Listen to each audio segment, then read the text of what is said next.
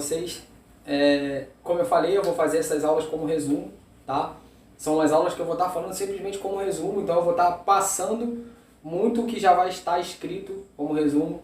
A aula mesmo em si, a aula mesmo com coisas sendo faladas de forma diferente e umas explicações mais detalhadas vão ser feitas nas aulas ao vivo, como a gente está sempre se levando nas aulas ao vivo. Então, quem estiver nas aulas ao vivo vai estar muito mais bem preparado do que simplesmente vendo os vídeos, porque os vídeos vão ser realmente resumos para que vocês possam depois poder vê-los posteriormente, poderem trabalhar ou poderem prestar atenção neles para que possam fazer uma boa prova, para que possam fazer um bom exercício ou algo do tipo. Então, o primeiro conteúdo que nós vamos estar vendo são comportamentos competitivos e cooperativos nas práticas corporais. Então vamos lá. Nós vamos entender o que é comportamento competitivo, comportamento cooperativo. Então vamos lá. Os jogos cooperativos vêm de um tempo muito longínquo. Então, o que é um jogo cooperativo? Esse jogo cooperativo ele vem de tempos muito longínquos, ele é muito antigo, tendo acompanhado o homem em sua história, nas mais diversas atividades. Desde lá da era glacial, desde lá da era dos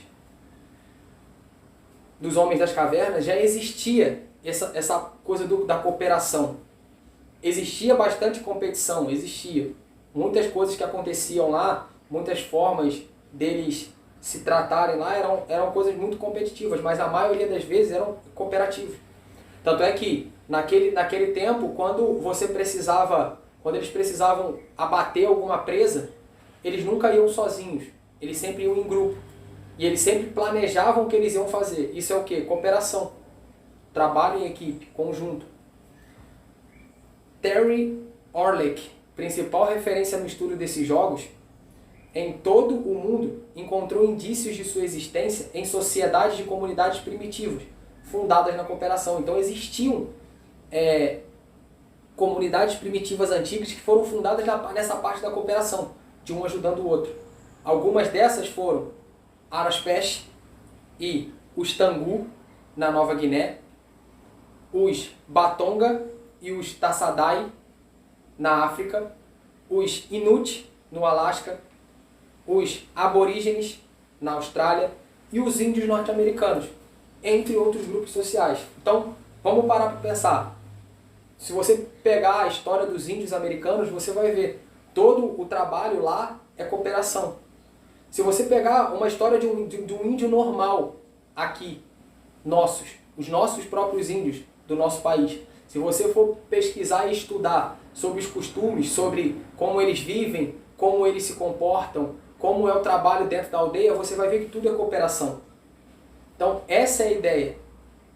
Muitos desses povos viveram cooperativamente através da dança, dos rituais e das atividades de subsistência, como a caça, a pesca e a agricultura. Isso foi dito por esse Orlick em 1989. Em 1951, segundo Orlick, foi realizado por Delft um dos principais estudos experimentais, preste atenção nesse estudo que eu vou passar para vocês, sobre os efeitos sociais da competição e da cooperação entre crianças. Na ocasião, foi solicitada para três grupos de crianças que pintassem um mural coletivo sobre o sistema de recompensa. O que é o sistema de recompensa? É o sistema da competição. O que fizer mais bonito ganha. Os outros estão lascados. Esse é o sistema de recompensa. Tanto competitivo quanto cooperativo.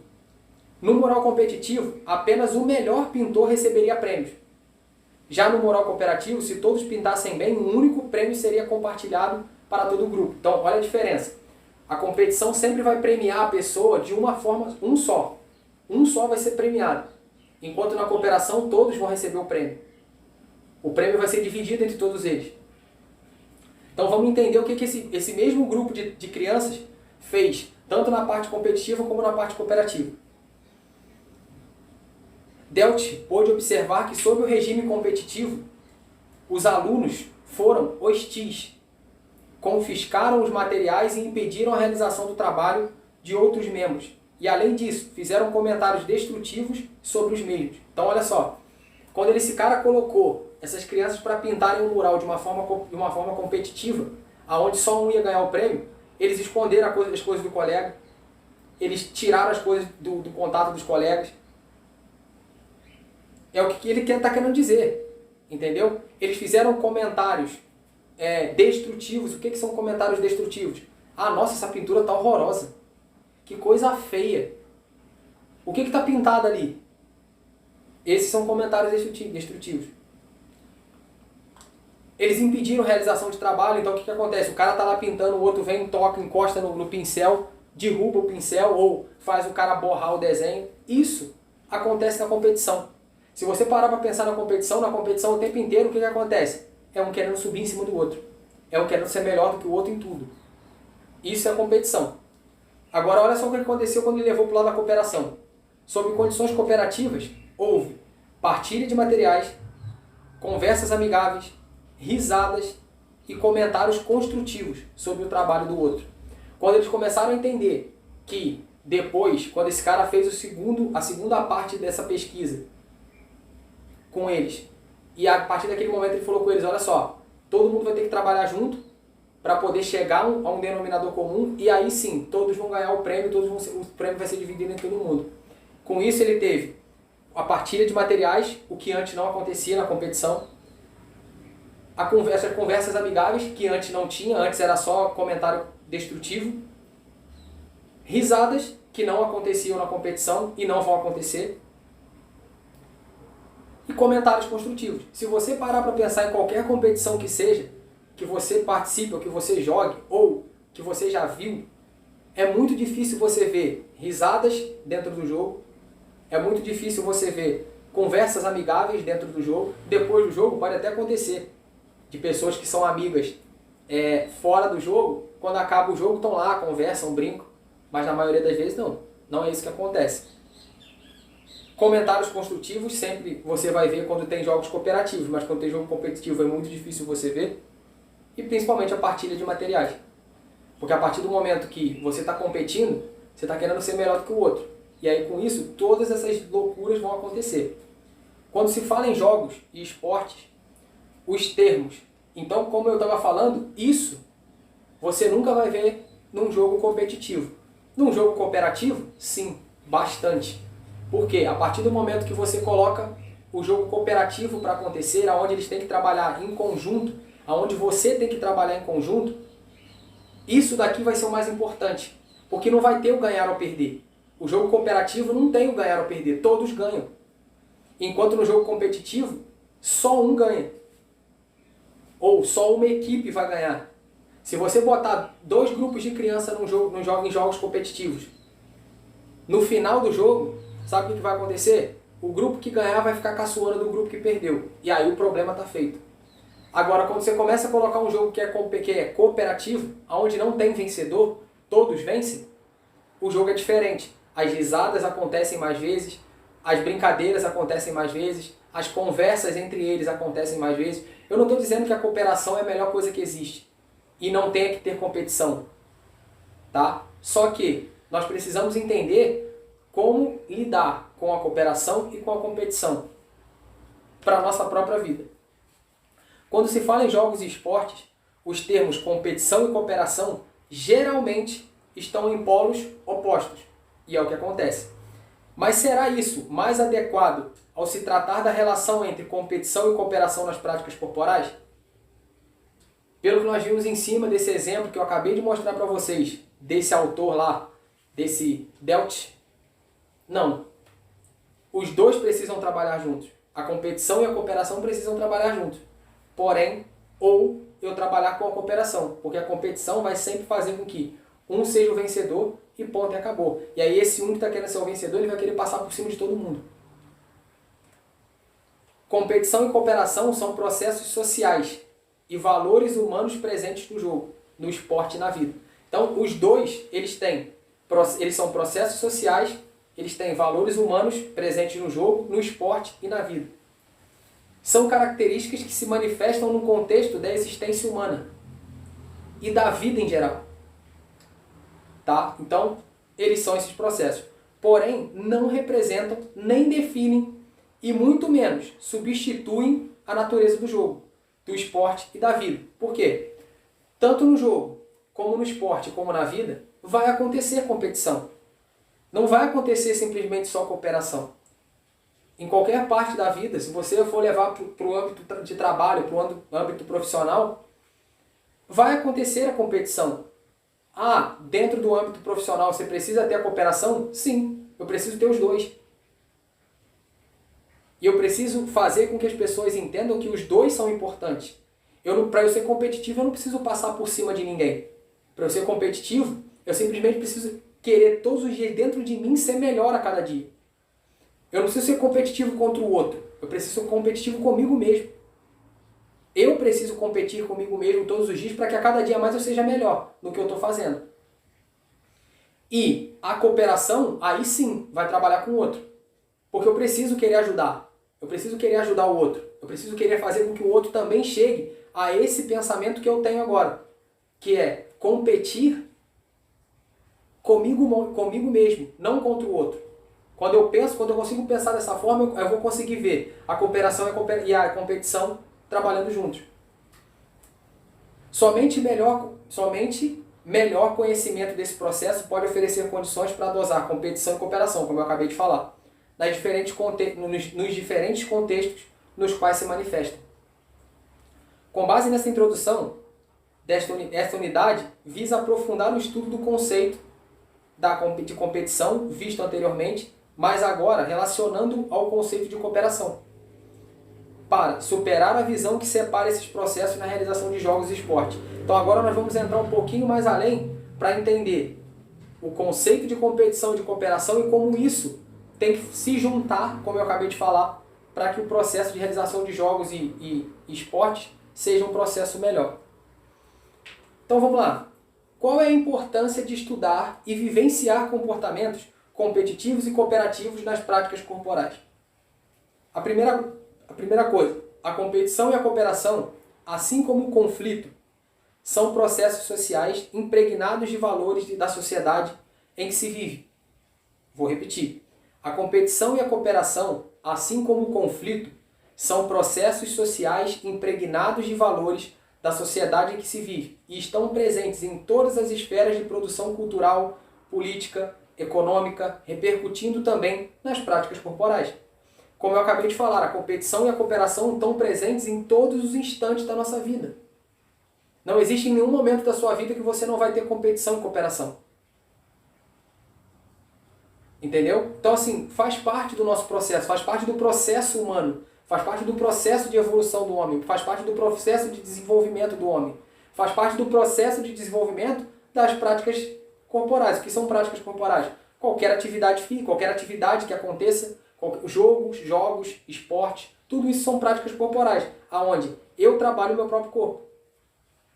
O desafio é compreender as diferentes relações entre competição e cooperação, para ampliar as alternativas sobre o qual seria a melhor maneira de as práticas corporais serem realizadas. Então vamos lá.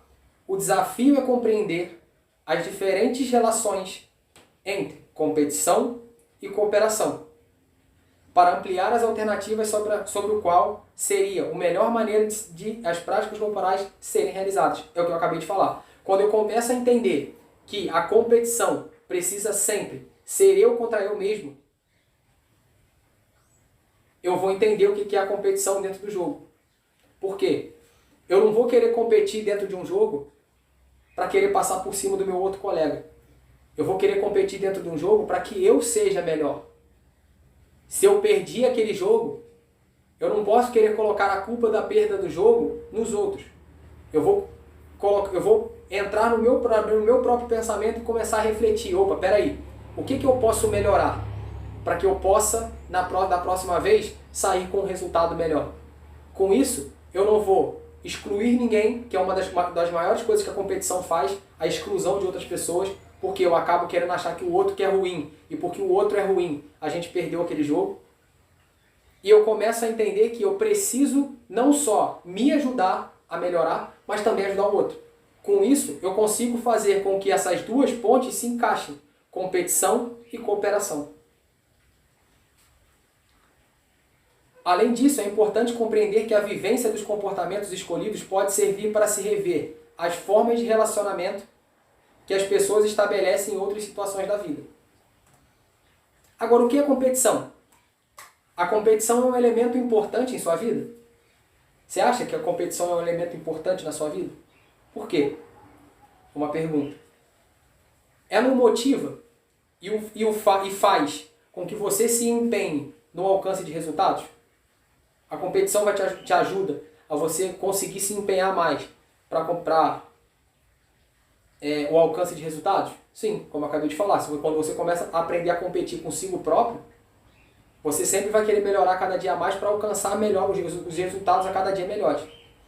Enfim, ela o impulsiona a sobressair e ultrapassar os próprios limites.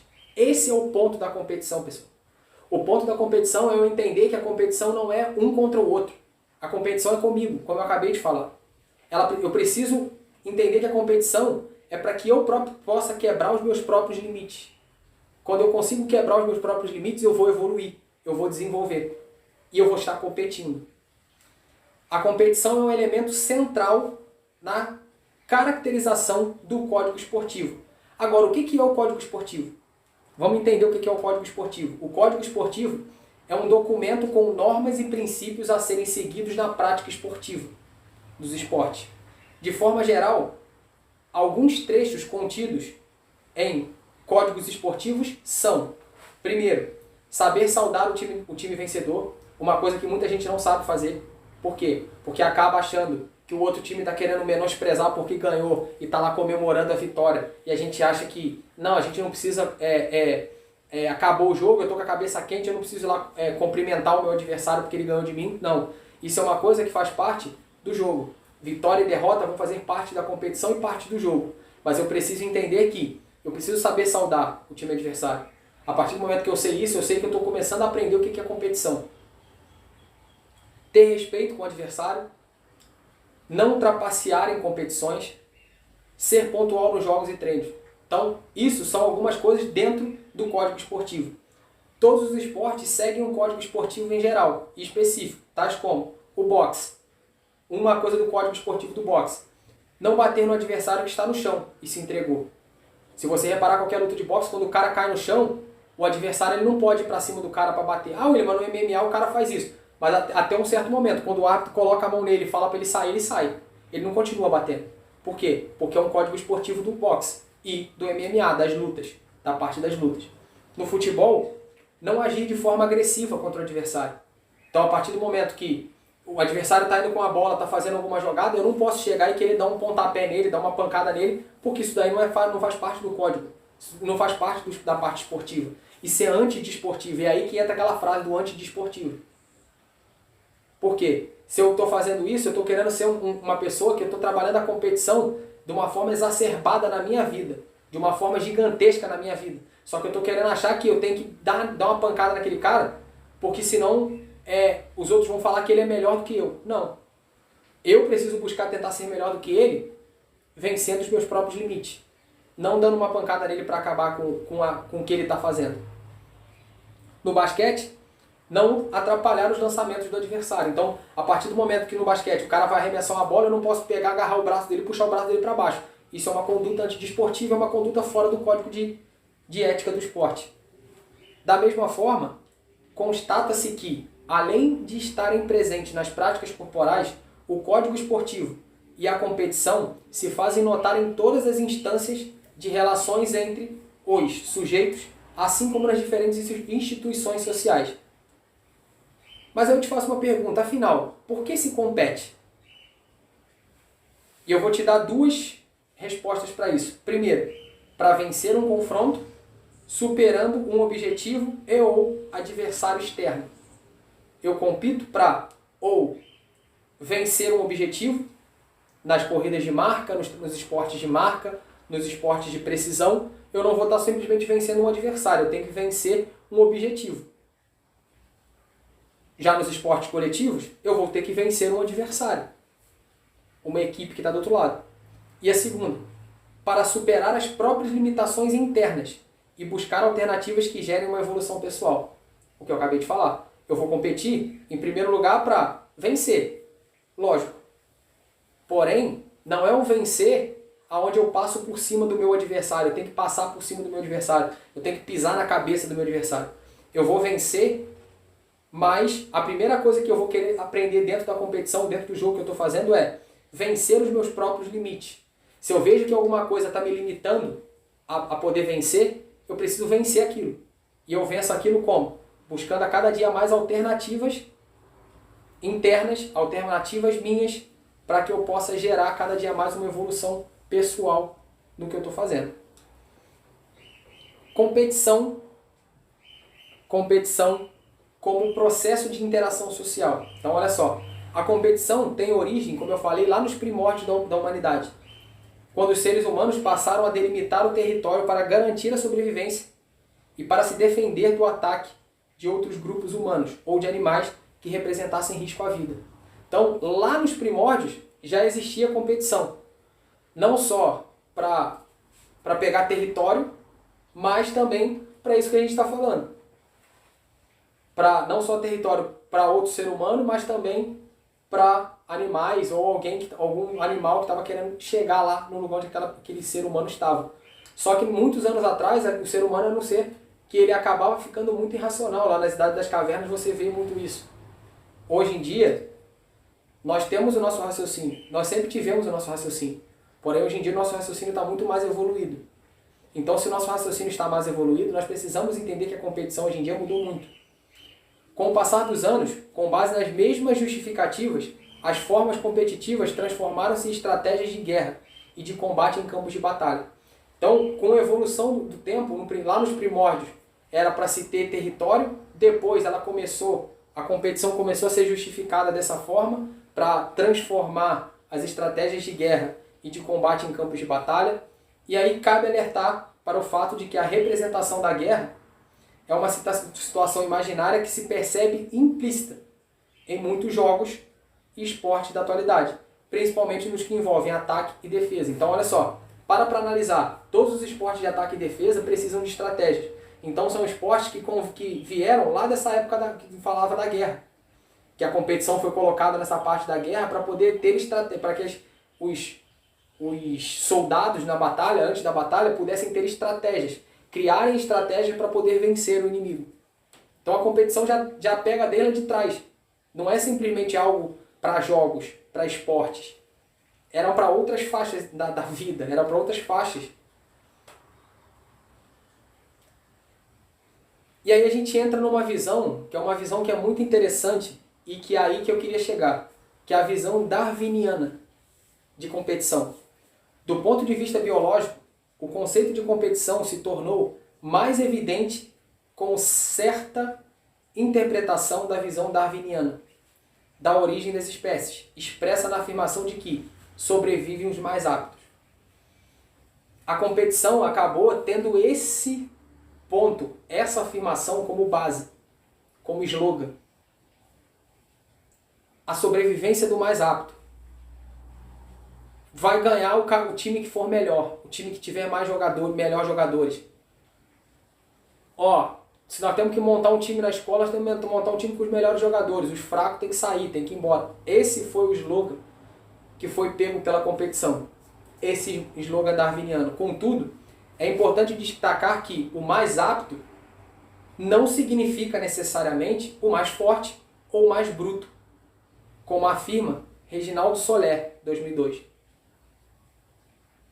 Às vezes, a gente pega um determinado esporte e a gente acha assim, não, vou pegar aquele cara ali, que aquele cara é mais forte, aquele cara é mais bruto, e talvez o cara que não é tão forte nem tão bruto é muito melhor do que aquele. Então essa afirmação de Darwin, de sobrevive o mais forte, os mais aptos, nem sempre vão acontecer. De acordo com um sentimento cultural amplo, pode-se dizer que a competição é uma luta incessante dos indivíduos pela obtenção de algo concreto e se caracteriza pela busca de vitórias, conquistas, glórias, benefícios, reconhecimento e conquista de status e prestígio. Esse é o ponto da competição. Quem ganha alguma coisa, ganha para poder ter mais prestígio. Ganha para poder ter glória, ter benefícios. Entendeu? Esse é o ponto principal da competição. E de onde vem o espírito esportivo? Ou o espírito competitivo?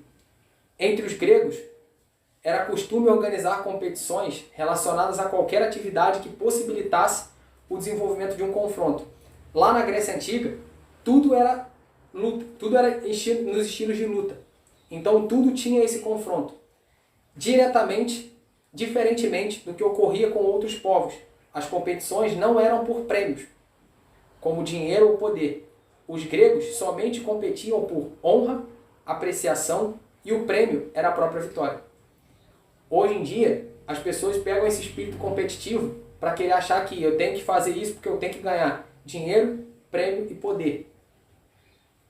E perderam totalmente o sentido do que é o espírito competitivo. O espírito competitivo é o que os gregos tinham lá atrás e que eu acabei de falar. O que era o espírito competitivo para os gregos? Honra, apreciação das pessoas e o prêmio era a própria vitória. Eles não precisavam de dinheiro, o prêmio era a própria vitória. Por ser vitoriosos, eles viam que eles tinham conseguido ir além dos seus próprios limites. Essa forma de se relacionar com competição caracteriza o que se chama de espírito ou princípio agnóstico. O que é o princípio agnóstico? Refere-se a tudo aquilo que diz respeito à luta. É um termo que aborda tanto as práticas corporais como a ginástica, quanto as competições presentes nos discursos da retórica. Sua origem provém da palavra grega agon, que se referia ao local onde os jogos se realizavam, lá na Grécia. Em diversas culturas, o espírito competitivo é um fator altamente motivador, tanto internamente quanto há do competidor a vontade de competir, independentemente de ganhos externos, quanto externamente, quando as motivações são os prêmios e as honrarias. Então o que acontece? Esse espírito competitivo é o que eu estava acabando de falar com vocês mais para trás. Eu entender que eu preciso vencer os meus próprios limites. Vencendo os meus próprios limites, eu vou conseguir chegar ao êxito que eu quero, que é a vitória. E aí, com isso, eu vou ver as pessoas chegarem para mim e falarem, não falarem comigo assim, nossa, que troféu bonito. Mas falando assim, caraca, como que eu vi que você evoluiu no que você está fazendo? Por quê? Porque você está querendo vencer a cada dia mais os teus próprios limites. Isso é competir. O que é mais importante, competir ou cooperar? Cooperação e competição, como esboçamos, não são termos contraditórios. Eles se opõem completando-se. Então, esse é o ponto. Eles se complementam. Há de se aprender a cooperar no processo e a competir pelo resultado. Eles são como lâminas de uma mesma tesoura. Sempre vão estar trabalhando juntos. Cooperação e competição, como eu falei com vocês. Devem trabalhar juntos, ainda que em posições contrárias, para que se cumpra uma função ou um objetivo. Cooperar na hora de competir é coluio no jogo. Estraga o prazer de saber que venceu, porque foi melhor naquela partida. Competir na hora de cooperar é negativo. Ao invés de juntar forças em torno de algo comum e superior, acaba desviando-os e comprometendo-os. Aprender a competir e a cooperar na perspectiva de sua complementariedade ou interdependência é fundamental na escola, porque é também na vida. Então eu preciso aprender a competir e a cooperar, não tem como fazer um só. Só que aprender a competir implica aprender a cooperar. Sem cooperação entre jogadores, nenhum jogo é possível. Esse é o ponto da situação. Se não existir cooperação entre todos os jogadores da mesma equipe, nada é possível. Existe uma máxima que diz que reino dividido não tem como subsistir. Então, o que acontece com isso? Se um time está dividido, porque uns acham que jogam melhor do que os outros, e aquele time está daquela forma, nunca vai chegar a lugar nenhum. Eu preciso aprender que eu preciso trabalhar junto em primeiro lugar dentro de uma equipe. Eu preciso entender que cada um tem suas limitações, cada um tem seus limites, e eu preciso entender cada um desses limites. Aprender a cooperar e aprender a ajudar a cada um nos seus limites, nas suas dificuldades, para que aquela equipe possa chegar o mais longe possível. Então, o jogo sem a cooperação, uma equipe, ou os jogadores de uma equipe sem uma cooperação, não tem como ter jogo. Trata-se de respeitar regras, consentir em jogar sucessivamente, ao mesmo tempo, ainda que em posições contrárias. Então, assim, a competição e a cooperação são algo, como eu falei, que precisam estar trabalhando juntos.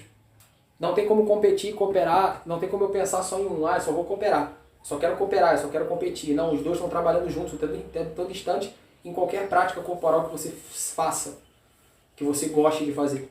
Então entenda, a primeira coisa, eu preciso aprender a competir, sim. A primeira coisa que eu preciso aprender para competir é que eu vou competir em primeiro lugar contra mim mesmo, contra os meus limites e contra o que eu preciso dentro de mim melhorar a cada dia. E a partir desse momento, eu também preciso abrir os meus olhos para poder olhar as pessoas à minha volta, para eu poder ajudá-las, cooperando com elas, para que elas possam melhorar como pessoas e como atletas. Porque se eu já passei daquele limite que aquela pessoa tem, eu posso ajudá-la a passar também. Então, entendam isso, tá? Competição e cooperação vão sempre trabalhar juntos. Então, os comportamentos competitivos e cooperativos são importantes? São, não separados, juntos. Em sentidos opostos, mas juntos em algum determinado momento. Então, ó, beijo pra vocês, galera, e até a próxima.